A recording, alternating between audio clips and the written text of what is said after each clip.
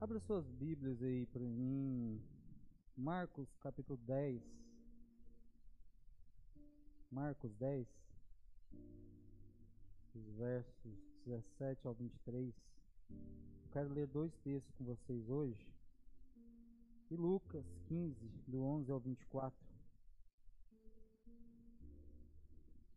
Marcos 10, do 17 ao 23. Coloca para mim só o verso 21 dessa passagem. Quero que todos acompanhem comigo a leitura desse texto. E Jesus, fitando, o amou e disse: Só uma coisa te falta. Vamos ler comigo, todos juntos. 1, 2, 3 e 21. E Jesus, fitando, o amou, disse. Só até aí. Só até aí. Abra para mim agora lá em Lucas 15, meu filho, no verso 17. Lucas 15, verso 17. Vamos ler só até os dois pontos. 1, 2, 3 e... Só até aí.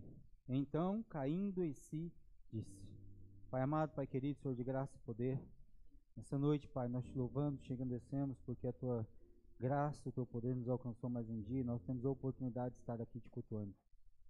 Senhor, me apresente diante de Ti, me esvazio por completo de mim, que o Senhor me encha com a doce presença do Espírito Santo. E essa mensagem, Senhor, que já há 15 dias arde no meu coração, que eu possa transparecer para os irmãos, Senhor, de uma forma clara, uma forma, Senhor, que venha aquecer os corações, para depois, com a presença do Espírito Santo de Deus, o que sair da minha boca será labareda de fogo. Que as pessoas não saiam daqui da mesma forma que entrou, Senhor, muitas das vezes vazias, mas que saiam cheias e compreendendo que só o Senhor é Deus. Obrigado por minha esposa, minha filha, minha casa. Obrigado pelos meus ministérios. Senhor, proteja, sempre nos livrando de todo mal, Pai. Assim eu oro te agradecendo, em nome do Senhor Jesus. Amém. Nós, seres humanos, nós somos seres muito voláteis. Somos seres que ao longo do tempo a gente muda muito. E nós nos preocupamos muito quando nós começamos algo acerca do início, de como vai ser o início. Mas muitas das vezes a gente se esquece de como vai ser o final. E se você começa um início não pensando no final, é óbvio que toda essa ação que você começou, ela vai morrer no meio do caminho.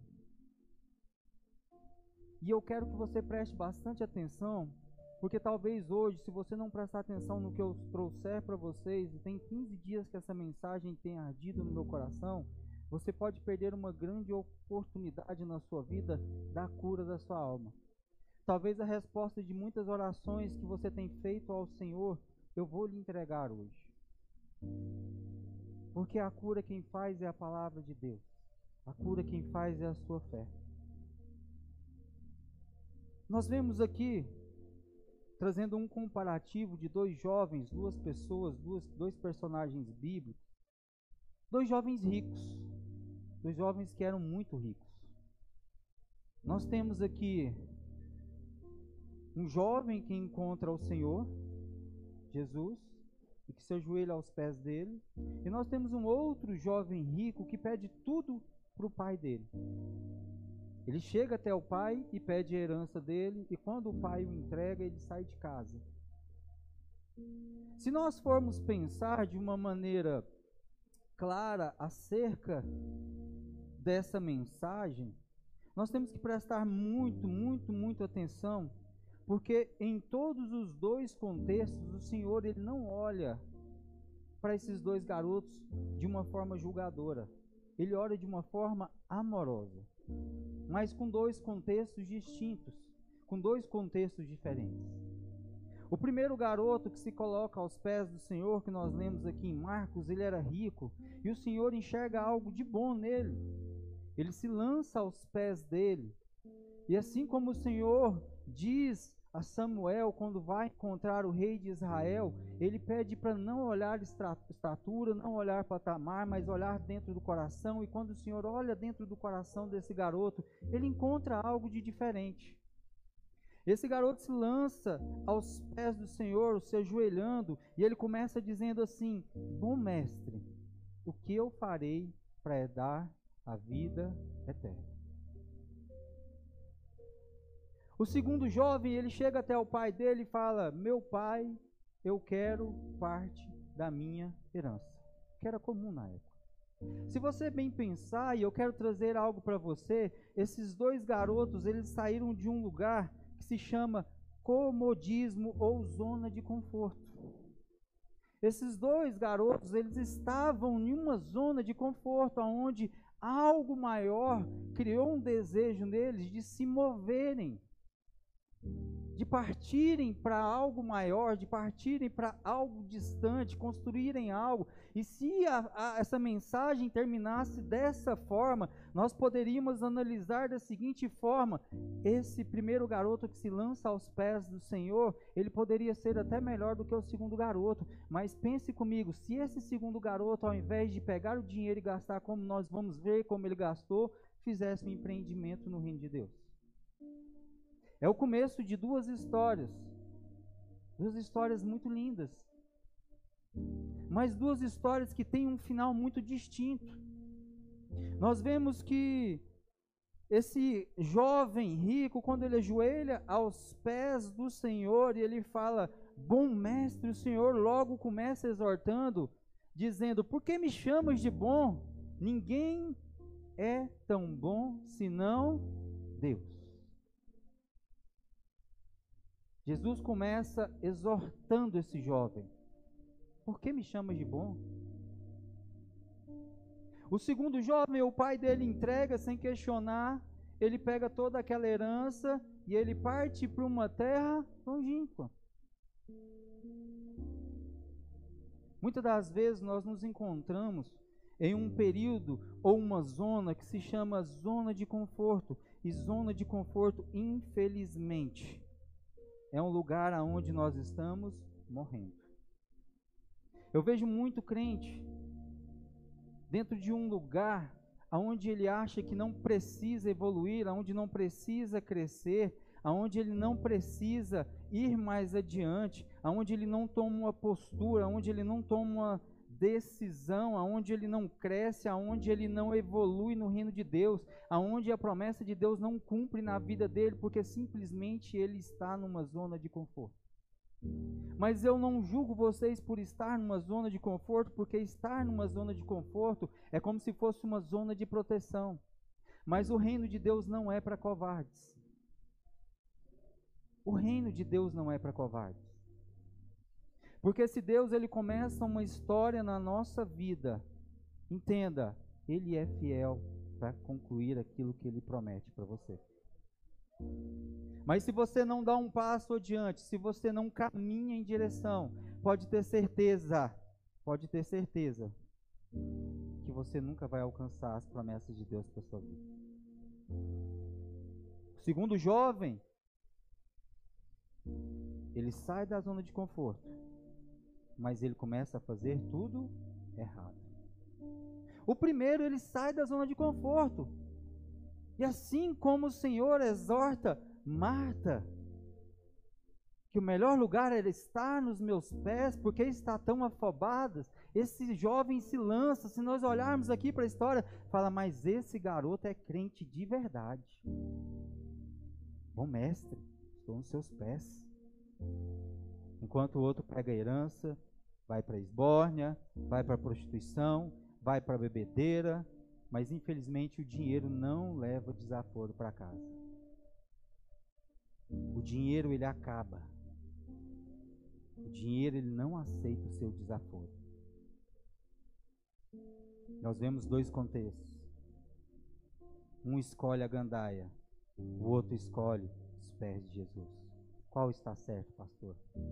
Mais uma vez eu digo, se nós encerrássemos a mensagem aqui, com certeza o jovem rico seria o crente da situação. ele seria o crente da situação. Uau! Jesus então continua conversando com ele, depois de falar: por que me chamas de bom? Ninguém há bom senão um que há Deus. E ele começa a questionar esse jovem, porque deixa eu falar algo para vocês, não adianta vocês criarem uma capa, uma máscara de crente, o Senhor conhece o seu coração. Ele começa fazendo 5 perguntas para esse jovem, perguntas fundamentais de uma nação judaica, de uma cultura judaica, onde ele fala de 5 mandamentos, e eu quero trazer uma ênfase para vocês, que dos 5 mandamentos que o Senhor pergunta para ele, nenhum era voltado para Deus, eram mandamentos para os homens. Mandamentos para os homens. O Senhor começa: tu sabes os mandamentos: não adulterarás, não matarás, não furtarás, não dirás falso testemunho, não defraudarás alguém, honra teu pai e tua mãe. O Senhor sabia que ele fazia tudo isso. O Senhor sabia que ele cumpria tudo isso. Ele responde: mestre, tudo isso eu tenho guardado desde a minha mocidade. Um jovem rico, um jovem que obedece a palavra de Deus, um jovem que conhece a palavra de Deus, um jovem que chega até Jesus e lança até os pés de Jesus, falando: bom mestre, como eu faço para herdar a vida eterna? É um garoto que está pensando no reino de Deus, como eu posso servir o reino de Deus? Como eu posso fazer, Senhor, para caminhar contigo? Como eu posso fazer para estar junto de ti? Eu tenho certeza que todos nós, quando começamos a jornada cristã, nós nos apoiamos nessa pergunta ao Senhor: mestre, como? Como eu vou fazer? E assim como esse garoto, nós fomos questionados por Deus, fomos questionados acerca de como estava a nossa conduta, fomos questionados acerca de como estava a nossa caminhada, fomos questionados acerca daquilo que se nós estávamos ou não estávamos obedecendo aquilo que o Senhor deixou para nós, e de forma nós respondemos: sim, Senhor, eu tenho cumprido tudo aquilo que o Senhor tem me dito. Eu não tenho faltado nenhum culto. Eu tenho trabalhado na obra do Senhor. Eu tenho, Senhor, não tenho roubado ninguém, não tenho adulterado, eu não tenho matado ninguém, eu tenho honrado meu pai e minha mãe, eu não tenho roubado de ninguém.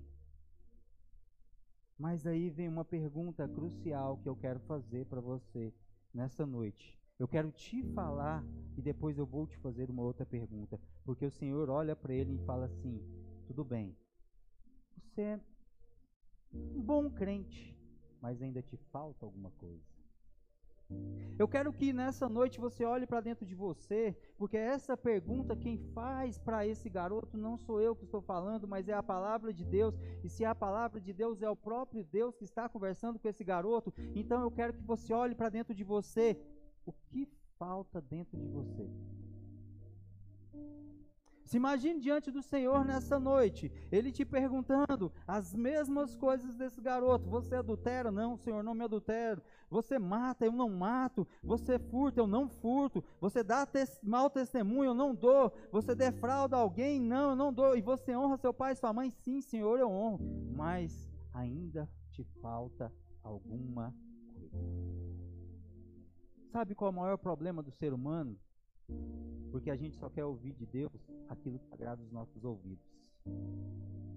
Aquilo que agrada os nossos ouvidos. Porque esse garoto, eu acho que com certeza a resposta dele era: você é perfeito, caminhe comigo. Mas o nosso coração, ele é enganoso. Nós somos maldade por dentro. Nós somos inveja por dentro. Nós somos tudo de ruim por dentro, e por mais que nós conhecemos tudo isso, se você não olha para dentro de você, numa forma de anamnese, olhando quais as suas debilidades e os seus erros, você nunca vai conseguir alcançar as grandes coisas no reino de Deus. O Senhor responde para ele o que falta. Ele vai lá, vende tudo que tens, dá aos pobres, e terás um tesouro no céu, e toma a cruz e segue-me.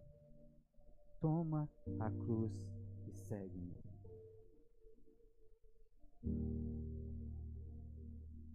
Quantas vezes o Senhor falou coisas para vocês que desagradaram a sua vontade?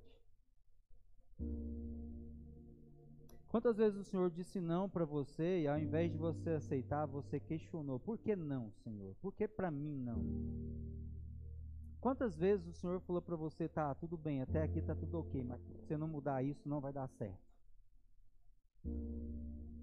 Ele queria uma única coisa. E assim como os 12 discípulos, o Senhor estava caminhando e estava convidando ele a ser o 13º discípulo dele. Assim como foi com Pedro, que abandona os barcos para trás e começa a caminhar com o Senhor. Assim como foi com Mateus, que literalmente deixa de ser um publicano, um cobrador de impostos e começa a seguir o Senhor. Faltava uma única coisa para esse rapaz: seguir a Jesus e conhecer a vida eterna.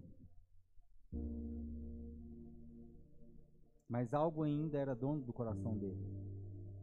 Algo ainda falava mais alto dentro dele do que o próprio Deus. Algo ainda estava acima do próprio Deus na vida dele, que era a sua riqueza. Começou bem essa história. Um jovem rico, um jovem que obedece a palavra do Senhor, um jovem que aos olhos de muitos é crente. Esse aí eu vou me espelhar, esse é crente de verdade. Mas quando questionado pelo próprio Deus, ele retrocede. Ele retrocede. Porque nós temos que tomar muito cuidado mesmo. Porque nós não somos tão bons quanto nós pensamos. Nós não somos tão bons quanto nós pensamos.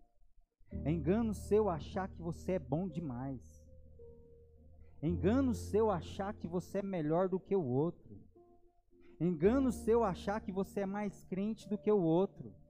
É engano seu achar que você é mais próximo de Deus do que o outro. É engano seu. A soberba e o orgulho prevalecem nesse ponto aonde a gente acha, e vamos fazer algo então, vamos colocar as pessoas que nos rodeiam, porque a gente pensa que é bom marido, a gente pensa que é um bom funcionário, a gente pensa que é um bom pastor, a gente pensa que é uma boa ovelha, mas no final de tudo, quando nós colocamos pessoas ao nosso redor, pessoas que convivem conosco, com certeza essa pessoa vai ter algo para falar de nós. Porque eu não sou bom demais. Eu não sou perfeito demais. Simplesmente é uma capa, uma máscara que eu coloquei dentro de mim para me passar algo socialmente, mas no fundo, ainda me falta alguma coisa. Ainda me falta alguma coisa. No fundo, ainda me falta alguma coisa. Ainda precisa algumas áreas da sua vida ser ajustada. Porque se Jesus está falando isso para esse garoto, ele sabe o que precisava ser mudado na vida desse garoto, porque parece até engraçado, mas a pessoa que mais te conhece na face da terra não foi sua mãe que te gerou no ventre, mas foi Deus que te colocou lá dentro. É Ele que conhece o mais profundo ser, o seu mais íntimo ser, e é por isso que nós somos a todo instante confrontados em mudança por Deus, porque nós temos que entender, nós começamos uma caminhada em Cristo Jesus, nós estamos caminhando em direção a Cristo Jesus, e se nós não obedecermos aquilo que Ele diz para nós, não adianta. Não adianta eu vir todo domingo, não adianta eu escutar louvores na minha casa, não adianta eu ler a Bíblia todo dia, se eu não deixo a mudança do Senhor vir de dentro para fora. Se eu não abandono tudo que eu tenho para servir a esse Deus. Se eu não deixo a minha riqueza no bolso e não na minha cabeça. Jesus, ele sempre vai olhar além da aparência. O que nós conseguimos enxergar uns com os outros aqui é mera aparência. Escutei de um casal, sexta-feira, de amigos nossos, sobre isso. Todo casal parece ser feliz, até você conviver debaixo do próprio teto com eles. Todo casal parece ser feliz socialmente, até quando você entra debaixo do teto dele.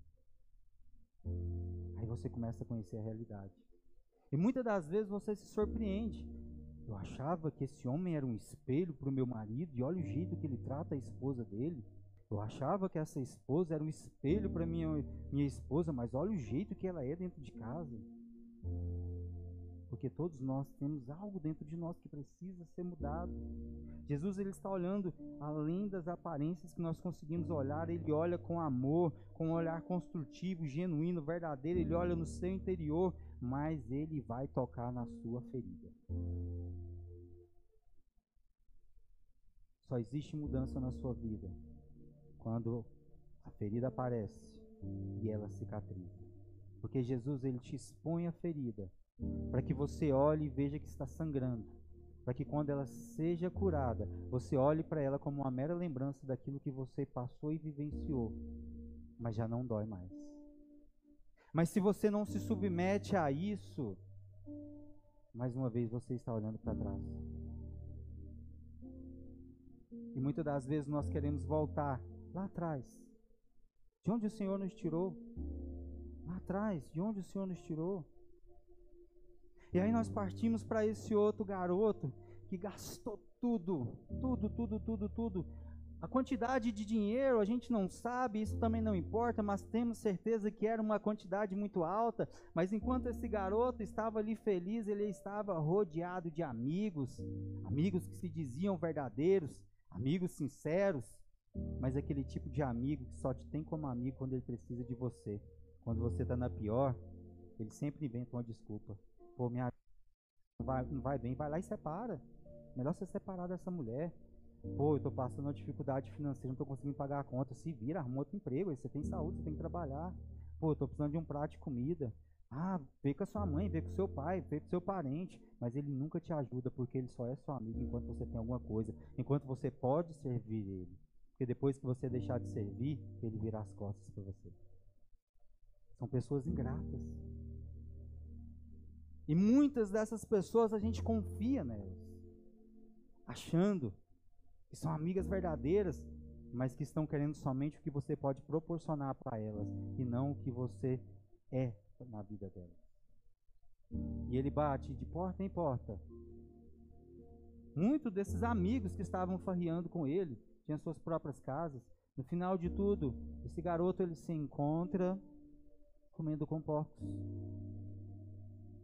Imagina para um judeu, estar perto de um porco para o judeu é algo tenebroso, porque porco para ele é um animal mais imundo. Então estar perto de um porco para um judeu, só de estar perto para ele já se sente contaminado. Esse garoto ele começa a tratar dos porcos ao ponto de olhar as bolotas, e a fome dele era tamanha que dá vontade de comer. Eu vou trazer para o nosso goianês a lavagem dos porcos. Aquilo que sobra. Aquilo que sobra. Mas diferente. Porque esse garoto não está nos pés de Jesus, esse garoto está ajoelhado com os porcos. Ele não está aos pés de Jesus como o jovem rico, ele está ajoelhado aos porcos. Diferente do outro garoto, esse rapaz, ele toma consciência do seu pecado, ele olha na sua vida o maior erro que ele cometeu, que foi de ter saído da casa do seu pai, de pedir toda a herança para o seu pai, e ele reconhece dentro dele, ao ponto que ele fala assim, e tomando em si, ele volta para ele olha para ele e fala, eu pequei contra o meu pai. Ele não estava diante de Jesus como outro garoto. Jesus não falou para ele qual era o pecado, qual era a debilidade, mas ele enxerga onde ele errou. Ele enxerga onde ele errou. Esse garoto tem a ciência de que ele errou e que precisa consertar a sua história, porque nem os servos da casa do pai dele comem a lavagem dos porcos, tem alimento de sobra. Enquanto o outro, Jesus está assim, você tem que mudar assim, mas eu não quero, Senhor. Esse outro garoto, que começou uma história ruim, A história dele iniciou-se ruim. Começa a partir de uma consciência para ter uma história no final feliz. Por isso que eu disse para vocês, não adianta nada a gente focar no começo de uma história e ter uma história perfeita, feliz, se no final não vai dar certo. Não adianta nada você começar um casamento feliz, um casamento conto de fadas, sendo que você não reconhece as suas debilidades dentro do casamento e no final dá em divórcio. Não adianta nada você começar a trabalhar, montar a sua empresa, no meio do caminho, cair no comodismo, no meio do caminho você não assumir os seus próprios erros, a sua empresa vai falir. Assim é a nossa vida cristã. Assim é a nossa vida cristã.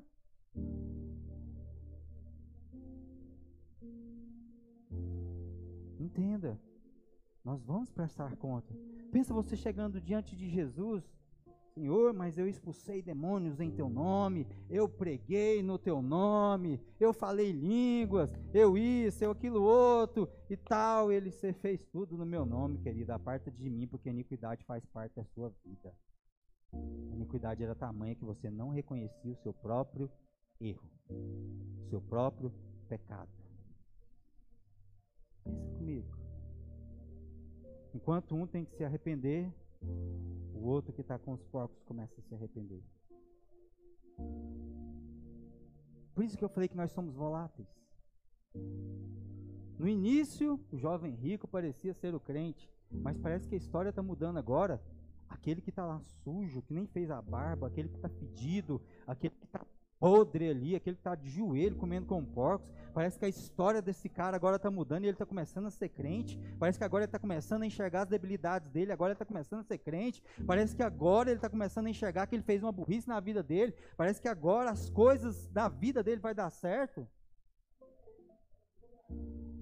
Por isso que eu disse para vocês, não vivam de aparência. Não adianta. Não adianta, máscaras caem. Máscaras caem. Você não consegue sustentar duas máscaras, uma máscara do mundo e uma máscara cristã. Você tem que ser genuinamente cristão. Se o Senhor falar para você hoje: ei, vende tudo que você tem e vai para a África, quantos aqui iriam? Vende tudo que você tem, eu quero você e sua família lá na Índia.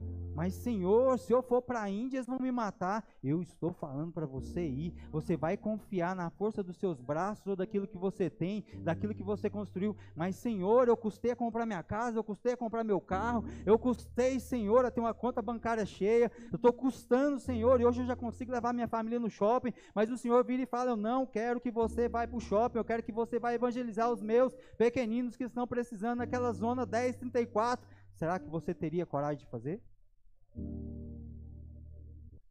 Será que você teria coragem de largar um salário de 33 mil reais?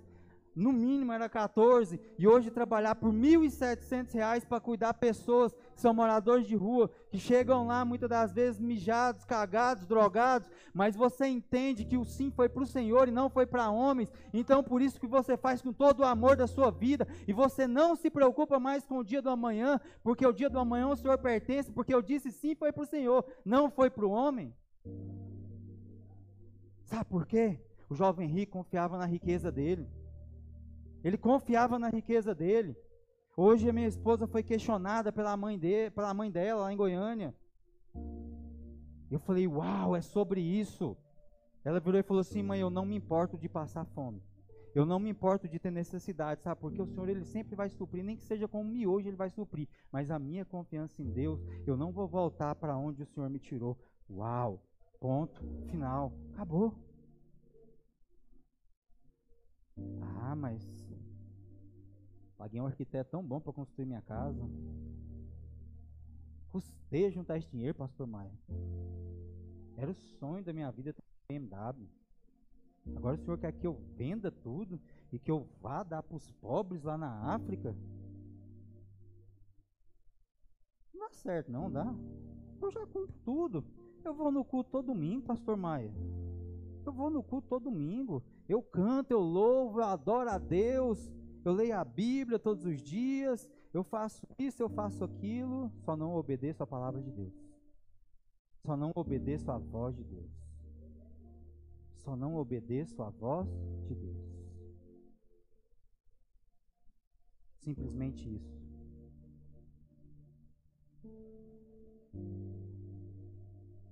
Só não obedeço. Mas eu quero te trazer hoje essa nova visão do filho pródigo. Entenda, a parábola do filho pródigo não tem nada a ver com o filho pródigo. Pelo contrário, a gente sempre leu achando que era o filho pródigo. Ela tem a ver com o pai que está à espera do filho pródigo, com todo o amor e carinho esperando o filho. Não tem nada a ver com o filho essa parábola. A gente muitas das vezes lê a Bíblia colocando sempre para nós, sempre para o meu. Ah, eu sou o filho pródigo. Não, não tem nada a ver com você. Tem a ver com Deus. Sempre vai ser por Ele, sempre vai ser para Ele. Então vocês têm que entender que até no contexto do filho pródigo, aqui nós estamos entendendo que nós temos um pai que nos ama. E por mais que esse rapaz reconheça o erro, o pecado dele, o Senhor não julga ele, o Senhor perdoa ele. E o Senhor está diante de uma janela, sentado, esperando que esse garoto venha, porque ele sabe que esse filho vai voltar. Ele sabe.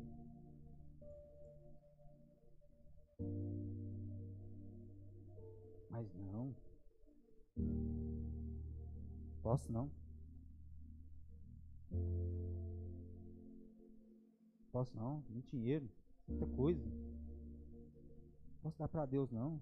Não vou dar meu dízimo não, pastor mãe. O pastor vai gastar tudinho. Não vou dar aquela oferta missionária não. Ele que quis ir, ele se vira. Não é eu que estou na África, é ele. Se vira. Ele bêbado lá, culpa dele, ele que quis entrar nessa vida, é problema dele, tem que morrer mesmo, tem que se lascar mesmo. E aí o jogo muda. Pensa um dia você entrar na igreja, aquele mesmo bêbado que você julgou está no altar pregando a palavra de Deus. Aquele mesmo drogado que você passou às vezes no sinal e fechou o vidro para ele, você vai numa igreja, ele está lá em cima falando do amor de Deus e como Deus transformou a vida dele, simples e unicamente porque ele reconheceu o pecado que habitava dentro dele.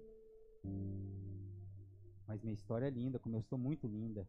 Eu, o Senhor e eu, um amor profundo, eu comecei a obedecer, eu comecei isso, eu comecei aquilo outro, e ali fomos, ali dançávamos, e ali isso, aquilo outro, tal, mas quando o Senhor começou a me repreender, eu falei, opa, aí não. Aí Deus, o Senhor ultrapassou os limites da nossa amizade. Aí já foi demais. Aí já não dá certo nossa amizade mais não. Eu já faço tudo. Eu faço tudo que o Senhor manda. Mas aí não. A gente pensa que idolatria são só santos de barro. Mas hoje, entenda, a maior idolatria do ser humano se chama dinheiro. O ser humano idolatra o dinheiro. Ele idolatra o dinheiro. O ser humano é capaz de colocar o dinheiro acima de todas as coisas. Acima de Deus, acima da família, acima do ministério, acima de todas as coisas. Porque ele acha que dinheiro é um poder muito grande. Só que ele erra, porque o dinheiro não tem o poder que o nosso Deus tem. O dinheiro não tem o poder que o nosso Deus tem. O dinheiro não consegue fazer milagres que o nosso Deus pode fazer. O dinheiro ele traz uma falsa felicidade, porque o jovem que pede herança para o seu pai, enquanto ele tinha dinheiro, ele achava que era feliz, mas no final das contas ele está comendo com porcos. Nós não podemos quantificar o nível de felicidade pelo tanto de dinheiro que nós temos no bolso, mas nós temos que quantificar o quanto nós somos felizes pelo Deus que habita dentro de nós. Porque eu não tenho ouro, eu não tenho prata, mas o que eu tenho eu posso te dar, então levanta e anda, enxerga em nome de Jesus, você está liberto em nome de Jesus. Mas para você vivenciar isso, você vai ter que ouvir a voz de Deus, e Deus vai falar para você, abandona tudo que você tem e segue-me. Mas será que você vai ser capaz de abandonar tudo e seguir a Deus? Será que você é capaz de abandonar tudo, principalmente o seu orgulho, a sua vaidade? Eu conheci uma missionária negra, de uma família pobre. Aí vocês imaginam socialmente como é que é uma mulher dessa em São Paulo. Ia ser uma faxineira, ia ser uma mulher que ia lavar banheiro, ia ser uma mulher que isso, não, mas ela estudou, ela mudou o destino dela, ela virou a maior protética dentro de São Paulo, ela já estava tomando conta de mais de 60% dos laboratórios dentários de São Paulo, todos os dentistas já estavam, ela estava num nível de riqueza altíssimo. Um dia ela dobra o seu joelho e conta a história que ela falou assim: Senhor, o que o Senhor quer de mim, Deus? O Senhor falou que você venda tudo que você tem e vá fazer um curso de odontologia em Anápolis, Goiás. Ela não sabia nem onde ficava Anápolis, Goiás. Eu vou. Vendeu a empresa, vendeu o apartamento que ela tinha comprado, vendeu a casa que ela tinha comprado, vendeu tudo que ela tinha comprado e veio para a cidade de Anápolis, fez um curso de odontologia com o resto do dinheiro que sobrou.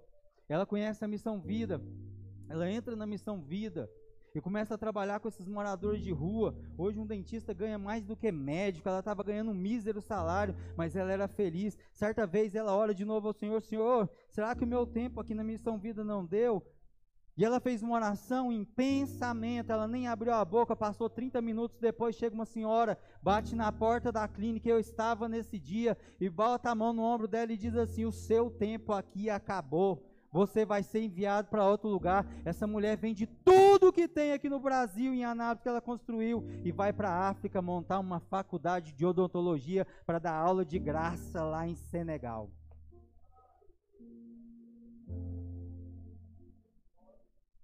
Ela é infeliz? Pelo contrário.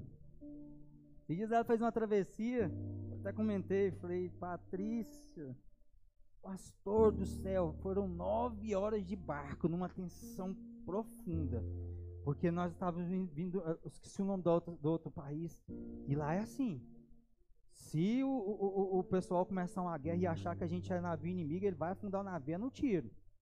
Mas nós fomos orando. Guiné-Bissau, né? Guiné-Bissau para Senegal que ela foi, né? Mas eu cheguei no meu destino porque eu sabia que Deus estava comigo. Uau!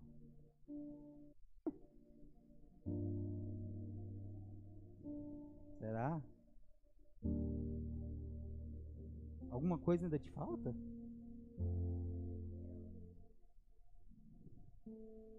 Não é eu que estou falando, não, é Jesus. Falta-te alguma coisa. O que falta? O que falta para você ser o 13º discípulo de Jesus? O que falta para você ser o 13º discípulo de Jesus? O que falta? Porque não adianta nada, não adianta nada eu ser crente e não ser exemplo do cristão. Eu ser crente só tem uma capa, não adianta nada eu botar essa Bíblia debaixo do braço, andar com esse terno lá no centro a semana inteira, e Deus, e Deus, e Deus, e Deus. Se as pessoas não enxergam Deus na minha vida, não adianta nada, porque se eu sou desobediente a Deus, eu só vou criar algo, uma fantasia dentro de mim, achando que eu sou algo, e no final das contas eu não sou nada, porque nós temos que entender que quando nós aceitamos o sim, quando nós dizemos sim para o Senhor, que nós aceitamos aquilo que Ele quer para a nossa vida transforma, e você vai entrar em lugares que você não precisa nem abrir a boca, porque ali o Espírito Santo de Deus vai estar com você, e você pode ter certeza que aquela casa vai ser transformada, você pode ter certeza que aquele emprego vai ser transformado. Sabe por quê? Porque a luz do Espírito Santo de Deus está com você, e aonde a luz está, as trevas não prevalecem. Só faltava isso para esse garoto, dizer: Senhor, eu aceito, fazer como Zaqueu, que o Senhor nem precisou pedir para ele. Ele reconhece também o seu erro, ele reconhece a sua debilidade e fala assim: vou devolver 4 vezes mais para quem eu roubei, e vou dar metade dos meus bens. Se você faz um cálculo humano e racional, você vai ver que ele ficou pobre, mas não importava mais, porque ele já tinha encontrado a verdadeira felicidade que ele achava que o dinheiro comprava, e não era aquilo. Não era o status de Zaqueu, não era o patamar de Zaqueu, que era chefe dos publicanos, mas quando ele encontra Jesus, algo envolve dentro dele, a felicidade envolve dentro dele. Eu tenho certeza que toda aquela amargura, tudo aquilo que estava dentro dele, as misérias, as mazelas, se afastaram dele. Ele sentiu uma paz tão grande que ele falou: não preciso de nada que eu tenho, porque tudo que eu tenho está diante de mim, que é o Senhor Jesus. Que é o Senhor Jesus. Que é o Senhor Jesus.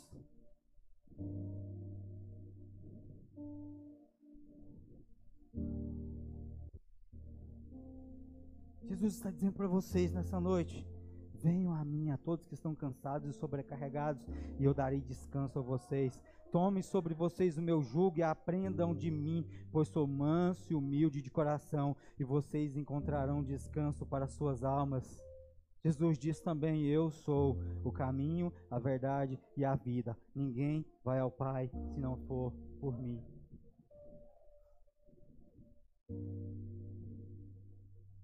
Mateus 6,20, onde está o tesouro, assim está ali, está o seu. Onde está o tesouro, ali está o seu. Mateus 5,5, o Senhor está falando de humildade. Ele está falando em Mateus 5 das bem-aventuranças, ou seja, a maior felicidade que o ser humano pode ter. E ele vem dizer em Mateus 5,5, bem-aventurados os mansos e humildes de coração, porque eles herdarão toda a terra. Para você aceitar o que o Senhor tem para a sua vida, você tem que ser humilde. Você tem que ser humilde.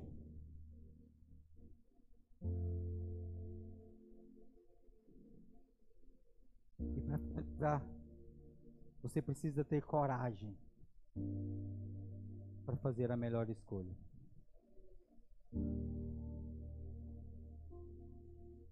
Você precisa ter coragem para fazer a melhor escolha. O orgulho podia ter batido nesse garoto que está comendo com pobres. Eu voltar para casa do meu pai sujo de jeito? Vou não. Pensa eu chegando lá, o povo tudo me olhando do jeito que eu tô. Eu era o dono, agora eu sou o que? Um servo? Não, ele reconhece. Ele reconhece que ele precisa pedir perdão. Ele reconhece que ele tem que voltar atrás. Ele reconhece que ele tem que chegar diante do pai dele. Ele reconhece que ele errou. E começa o princípio aí das coisas que Deus vai fazer para a vida dele. Começa aí então assim, o jovem rico, ele começa bem, ele começa crentão, ele começa aos pés do Senhor, ele obedece os mandamentos, mas tudo muda por uma desobediência, então ele vai embora, enquanto o pobre que está comendo com porcos, ele olha para dentro dele, vê a sua debilidade, ele vê ali o que falta dentro dele, ele fala: Senhor, eu pequei contra ti, pequei contra o meu pai. Ele reconhece o pecado dele contra Deus, o pecado dele contra o pai dele, e ele reconhece que ele tem que voltar atrás e pedir perdão, para que as coisas mudem na vida dele.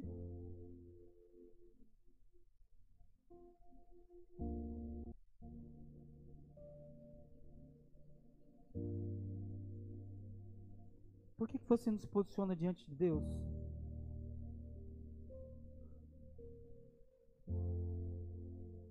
Por que você não se posiciona diante de Deus? Por que você tem medo das coisas que Deus coloca na sua mão para você fazer e fala: vai lá e faz? Por que você não faz como Josué, que estava com medo de um legado tão grande que ele tinha pegado de Moisés, mas o Senhor fala: pode ir, Josué, porque eu estou te mandando ir. Se eu estou te mandando ir, eu vou estar com você. Por que a gente tem medo? Por que a gente tem medo? Por que a gente volta atrás quando a gente consegue ouvir a voz de Deus? Quando a gente reconhece a voz de Deus e Deus está falando assim: vai, meu filho, eu estou contigo. Por que a gente tem medo? Por que a gente tem medo?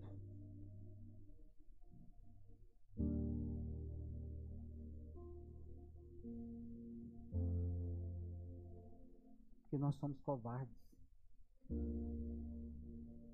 Covardes no reino de Deus. Covardes no reino de Deus.